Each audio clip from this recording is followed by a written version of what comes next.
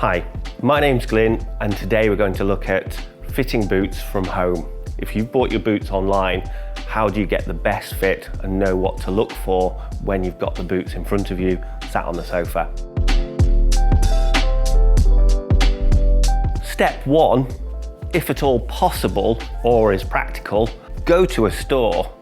They will always give you the best fit by measuring your foot and giving you the best advice. But if that's not possible, we'll take you through the next steps. Step two, your size of foot. On average, most people underestimate the size of foot that they have or haven't had their foot measured for some years. Your foot will evolve, spread, change over the years, and it's important that you take that into account when ordering online with the sizes. If you're going to order a size that you think you are, it's always best to order another pair a size up from that. Important to remember that SCARPA boots come in Euro sizes, so always check out a conversion chart to get your UK foot size converted into European, so you're ordering the correct size of boot.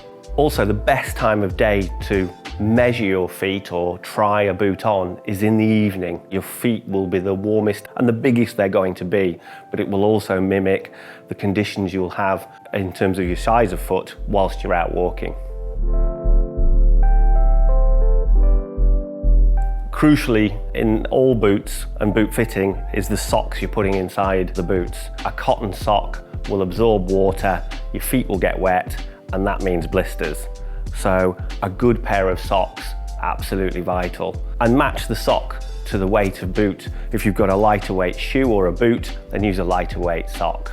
A modern sock has different levels of padding in different areas.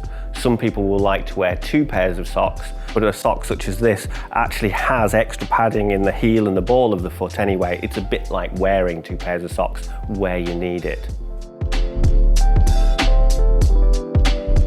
Step 4, fitting your boots when you've got them at home. The perfect tool for that is actually inside the boot. It's the footbed. So if you pull the footbed out of the boot and place your foot very carefully over the top of it, making sure that your heel is at the back of the footbed and your toes are at the front, and stand up or put weight through your feet. Everybody's feet spread when you put weight through them, and that will give you an indication of how big your feet are once you've got weight through.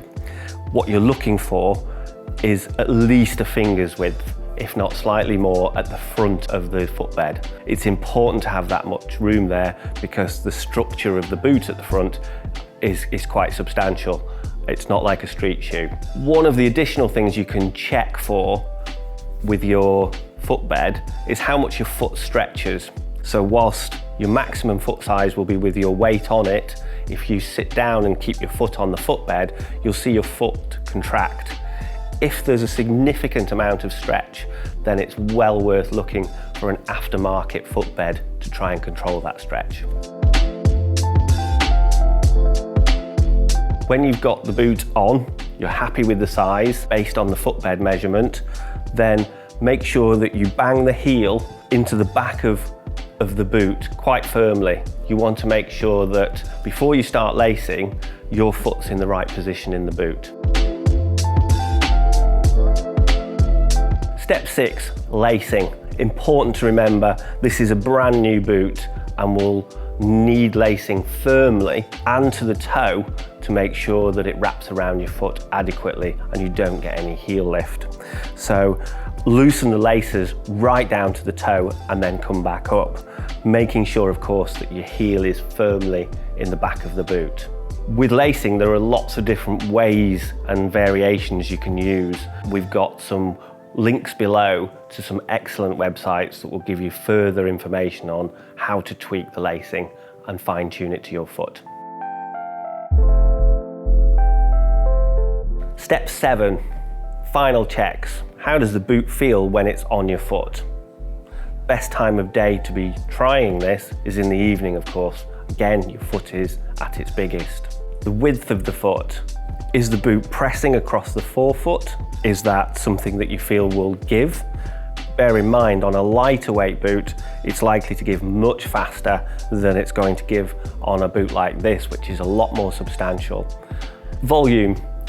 This is the height of the boot at the forefoot, and it's important that your foot fills that volume.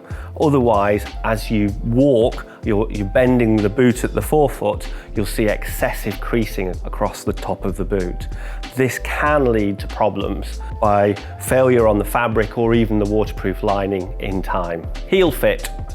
First, make sure that the lacing is secure and is holding the foot properly.